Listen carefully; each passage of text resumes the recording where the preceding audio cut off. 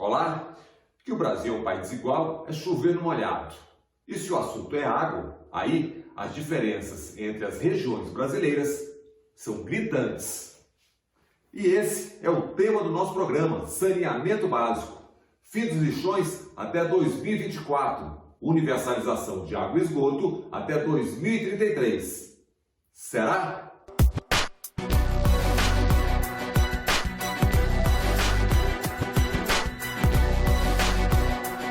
Pessoas no nosso país convivem com esgotos contaminados passando numa vala na porta de casa. Se nós olharmos, estratificarmos esses 36, 37 milhões sem abastecimento de água, veremos que boa parte deles estão no Nordeste. 100 milhões de brasileiros não têm o esgoto coletado ou tratado, eles chegam nos nossos rios e poluem os nossos rios.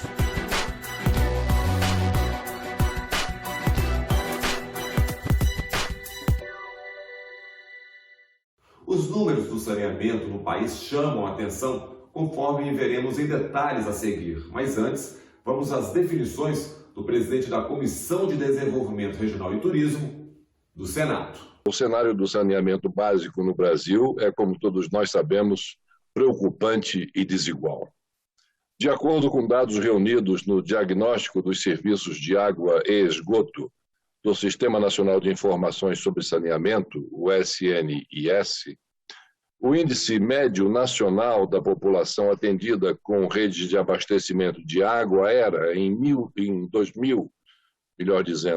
2019, de 83,7%, enquanto na região Sudeste o índice registrado é de 91,1%, na região Nordeste ele diminui para 73,9%.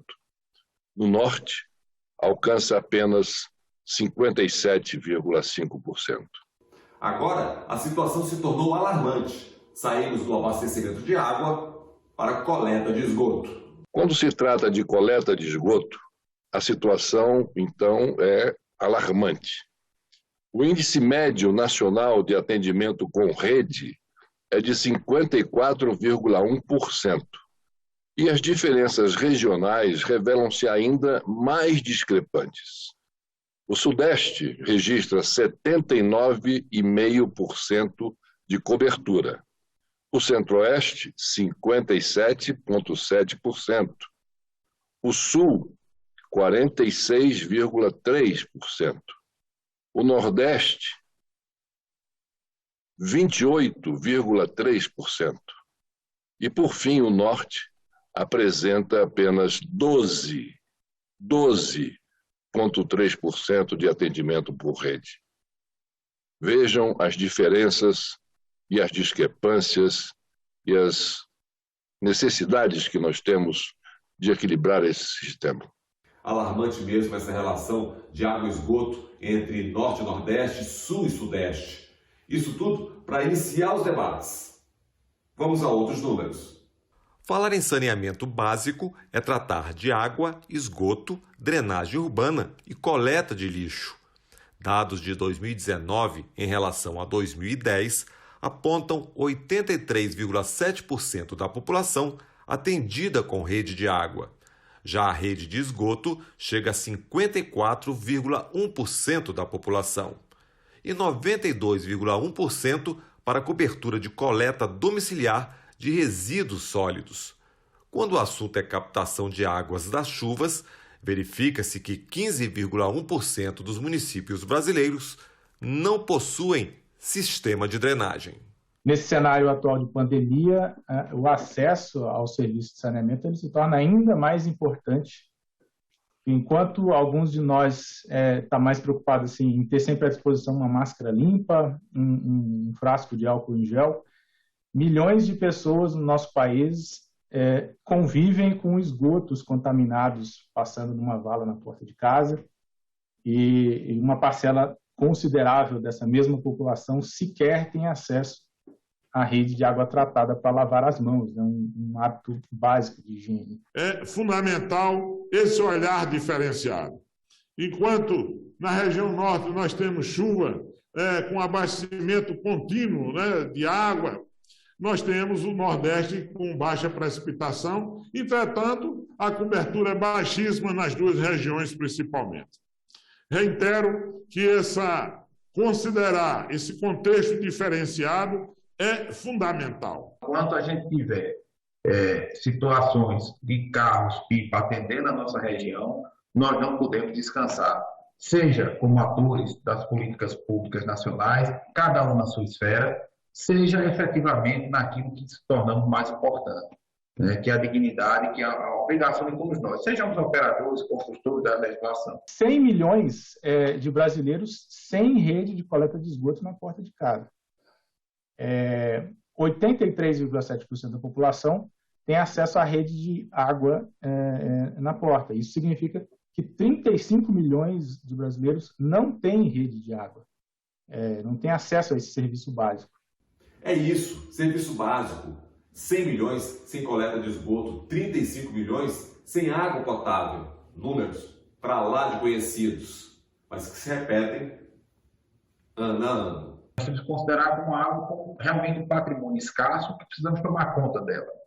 Seja no recurso hídrico, no manancial, seja na própria cultura que nós precisamos tratar. O uso da água em atividades econômicas indispensáveis, como indústria, agricultura, pecuária e até na geração de energia, entre outras, requer disciplinamento e muito cuidado para não comprometer as fontes dos recursos hídricos, rios, córregos, lagos, etc. E, consequentemente, prejudicar a prestação do serviço de saneamento e, especialmente, o abastecimento humano com água potável. O objetivo desse novo marco legal é estruturar um ambiente regulatório maduro para o setor de saneamento, garantindo segurança jurídica para que ocorra a ampliação e a efetividade dos investimentos, sejam eles privados ou públicos, quando estiverem disponíveis, evidentemente. E sempre visando o fim último, que é a universalização dos serviços. Trazer a Agência Nacional de Águas foi também trazer a visão de recursos hídricos para dentro do saneamento. A gente poder ter essa visão mais global do insumo fundamental para o saneamento, que é a água, tanto no início da cadeia, que é a água que é captada, mas ao final da cadeia, quando aquele esgoto, que 50%, 100 milhões de brasileiros não têm o esgoto coletado ou tratado, ele chega nos nossos rios e polui os nossos rios. Então, a gente consegue agora ter uma visão mais abrangente de país. Vocês ouviram aí, novo marco legal. Estamos falando de mudanças recentes na legislação sobre abastecimento de água e esgoto. Assunto para já. Agora, o papel da Agência Nacional de Águas, que virou Agência Nacional de Águas e Saneamento Básico. Nascida no ano 2000 como Agência Nacional de Águas, a ANA é responsável pela regulação dos recursos hídricos do país, desde o abastecimento humano à geração de energia. Com o novo marco legal, em 2020, a Agência Nacional de Águas incorporou o saneamento básico como sua mais nova atribuição. A ela cabe emitir normas de referência sobre tarifas, metas de universalização, controle da perda de água, manejo de resíduos sólidos e drenagem de águas pluviais. A ANA tem 20 anos de existência, né? Ela trabalha, por exemplo, desde o monitoramento hidrológico, né, que a gente saber quanto que tem de água passando em cada rio do Brasil, monitoramento das chuvas, é isso que a gente faz. A gente faz a outorga pelo direito de uso da água, que é aquela autorização, por exemplo, para um cidadão, para um irrigante captar água no rio, como a mesma autorização para uma companhia de águas também captar água para fazer o abastecimento, né? A gente operacionaliza a cobrança pelo uso da água, o Sistema Nacional de Informações sobre Recursos Hídricos, elabora os planos de recursos hídricos. E tem mais, com as novas competências, a ANA vai capacitar agências reguladoras espalhadas pelo país. A gente tem agências, por exemplo, no estado de São Paulo, com mais de 100 funcionários de grande porte, como algumas agências municipais que têm 3 ou 4 funcionários, tá? E que ainda não têm a capacitação adequada para exercer a regulação. E aí, no nosso caso, vamos dizer, bebendo da fonte da experiência da ANA de capacitação, só para exemplificar, nos últimos 5 anos, nós capacitamos 100 mil pessoas em recursos hídricos, Esse é o número que a gente tem, são cerca de 3 mil pessoas por mês, mais ou menos, que participam das nossas capacitações. A gente está agora ajustando e criando conteúdos para a capacitação da regulação do saneamento. Agora sim, vamos falar sobre o tal marco regulatório do saneamento básico, que é simplesmente a esperança para brasileiros, até hoje, excluídos de políticas públicas elementares. Em 2007, o país ganhou a Lei do Saneamento Básico, o nosso primeiro marco regulatório com diretrizes nacionais para o setor. 13 anos depois, o Congresso aprovou mudanças na lei. No novo marco regulatório, a universalização de água e esgoto está prevista para 2033, o fim dos lixões até 2024, e empresas privadas ganham relevância na prestação de serviços de saneamento. Destaque no ciclo de debates promovido pela Comissão de Desenvolvimento Regional e Turismo do Senado, vamos ouvir os especialistas sobre essa nova lei. O principal ponto foi a introdução de concorrência no setor por meio da vedação à celebração de novos contratos de programa para a prestação dos serviços. E isso significa que as empresas estaduais elas vão poder se manter operando desde que concorram agora em condições de igualdade com as outras empresas, né? Um outro instrumento introduzido pela nova lei foi o da regionalização dos serviços na forma de unidades regionais de saneamento, micro-regiões ou blocos de referência. A ideia desse instrumento é introduzir ganhos de escala para garantir investimentos, inclusive nos municípios menores e mais pobres, né? Vamos explorar mais esses dois tópicos, regionalização e concorrência. A lei quer mais empresas, sejam elas públicas ou privadas, participando do processo de saneamento no país. Eu acho que o setor público e o setor privado, principalmente, perceba, não se resolve política pública delegando a atribuição ao setor privado. Quem tem que tomar conta da política pública de saneamento tem que ser o governo federal, estadual, municipal, dentro das suas atribuições. O que é que adianta nós termos uma boa licitação, ter recursos e não ter uma boa agência reguladora com normas claras que consiga colocar? Está aí Manaus, o setor privado é um dos piores índices de cobertura de água e esgoto licitado e privatizado desde a década de 90. Como também nós temos situações públicas terríveis, não estou aqui para passar a mão na cabeça de ninguém. Por mais que haja necessidade de atrair investimentos privados para compor esse conjunto de ações, é fundamental a regulação do Estado brasileiro. E a ANA, como agência reguladora, com a expertise que tem, carrega para si uma grande responsabilidade que a lei lhe delega.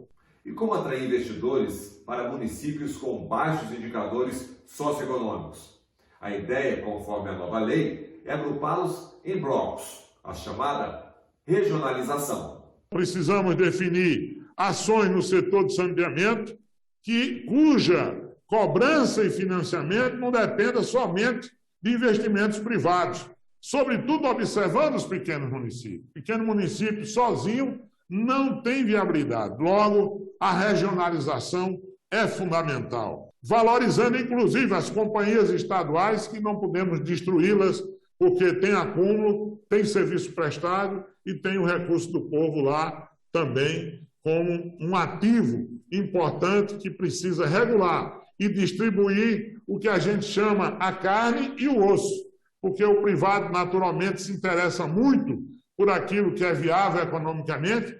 Isso, com certeza, excluirá os pequenos municípios. Logo, a estratégia de regionalização, ela precisa considerar efetivamente um custo mais unitário e acessível para a população, sobretudo os mais pobres. Não há um tratamento para a área rural. E esse é um ponto que realmente, particularmente, me preocupa. Se nós olharmos, estratificarmos esses 36, 37 milhões sem abastecimento de água, veremos que boa parte deles estão no Nordeste. Os pequenos municípios, se não estiverem regionalizados, ficarão entregues à própria sorte, muitas vezes. Porque não vão ter condições de fechar essa equação. E o jogo está sendo jogado. Com base na nova lei, serviços de água e esgoto começam a ser repassados à iniciativa privada. a lei trouxe muitas inovações e todo o setor está aí se adaptando, procurando alternativas para cumprir as novas exigências. Mas, por outro lado, nós não podemos deixar de destacar os resultados animadores que já foram alcançados desde a aprovação da nova lei. Foram 4 grandes leilões que resultaram em 61,3 bilhões aí entre outorgas e investimentos nos serviços de fato. Teve o leilão da SEDAI no Rio de Janeiro, da Casal em Alagoas, da Sanesul, no Mato Grosso do Sul. Diversos outros estão sendo preparados agora para esse ano e para o ano que vem, totalizando 19 bilhões em investimentos. Tão perto e tão longe. É a universalização dos serviços de água e esgoto. O ano é 2033. A nova Lei do Saneamento Básico estabelece 31 de dezembro de 2033 como a data para a universalização dos serviços de água e esgoto, sendo 99% da população com água potável e 90% com coleta e tratamento de esgotos. Tem um número, inclusive, que é muito famoso sobre isso, que diz que a cada R$1 investido em saneamento, economiza-se 4 no sistema de saúde. Porém, esse número, assim, embora ele já seja impressionante por si só, ele é só a ponta de um enorme iceberg de consequências positivas do investimento em saneamento.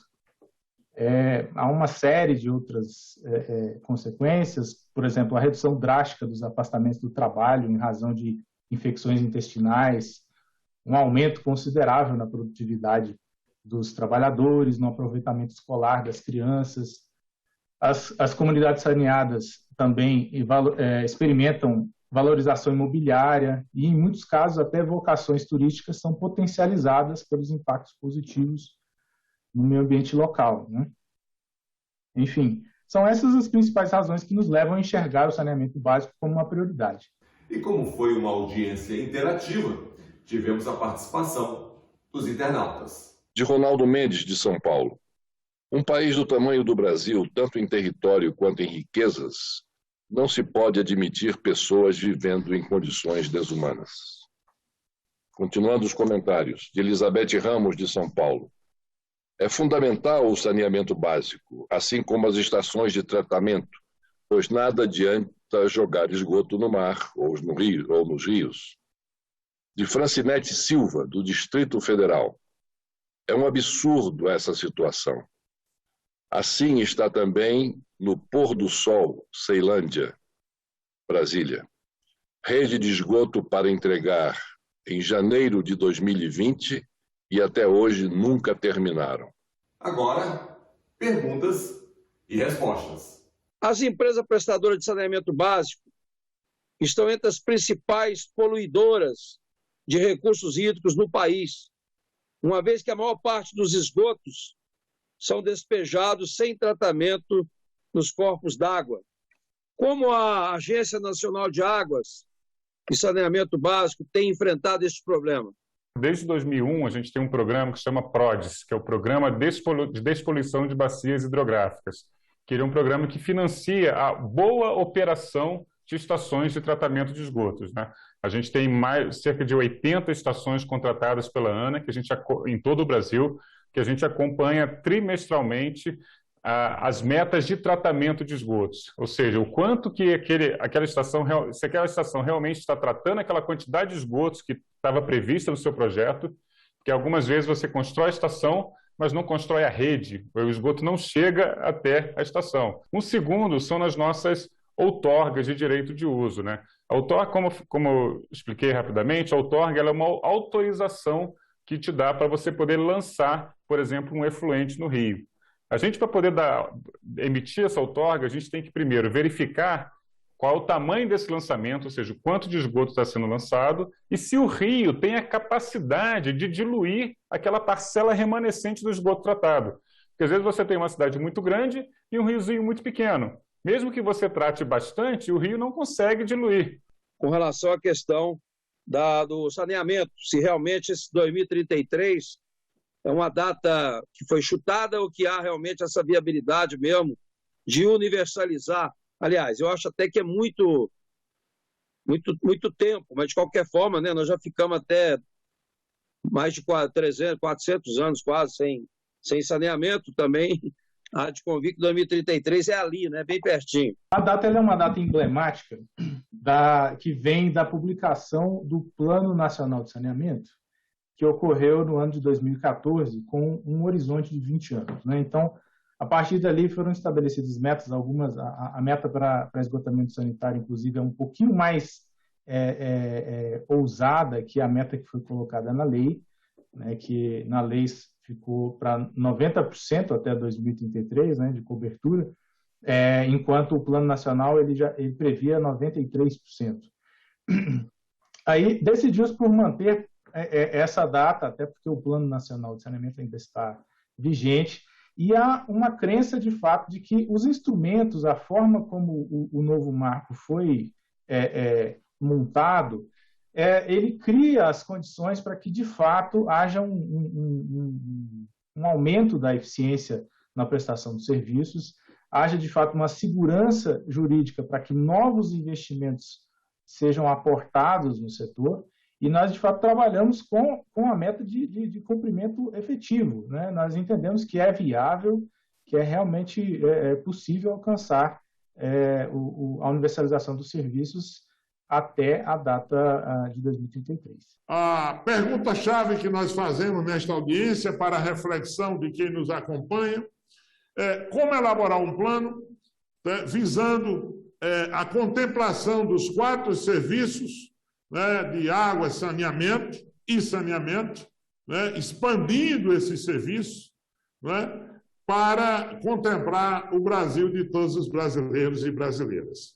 Sem qualquer pretensão de responder plenamente, nós achamos ser fundamental compatibilização entre os planejamentos de água e de esgotamento sanitário, logo, a participação da ANA e do MDR de coordenação dessa política nacional é fundamental para essa integração e construção conjunta, observando essas diferenças.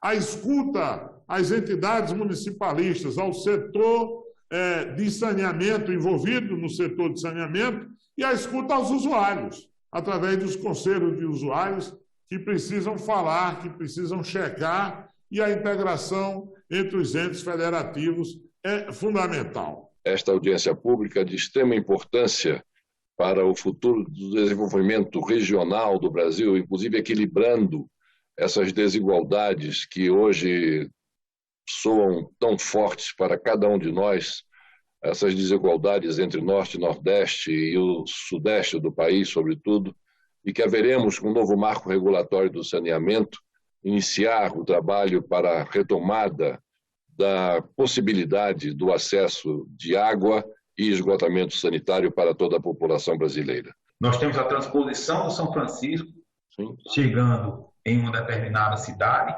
Monteiro, que é a porta do Eixo Leste. Nós estamos levando essa água a 189 quilômetros a um município de 3.000 e pouco, 4.000 habitantes, chama-se Frei Martim, e a outros territórios. Então, só para a gente ter ideia de que não é muito simples, nem muito trivial, né? Só colocar o recurso, a gente tem que ter capacidade de entender o território, entender as peculiaridades, entender que o mesmo cidadão que mora em João Pessoa, que mora em Maceió, a capital do seu estado, e outros, aquele cidadão de Frei Martinho, que até bem pouco tempo estava 5 anos sem água, tem o mesmo direito de tomar o seu banho. Então, eu acho que se a gente entender esse país com essas realidades distintas, vai entender que não só o público resolve, nem só o privado resolve, e nem um antagonismo. Saneamento é básico e é para já. A discussão fica por aqui. Até o nosso próximo programa.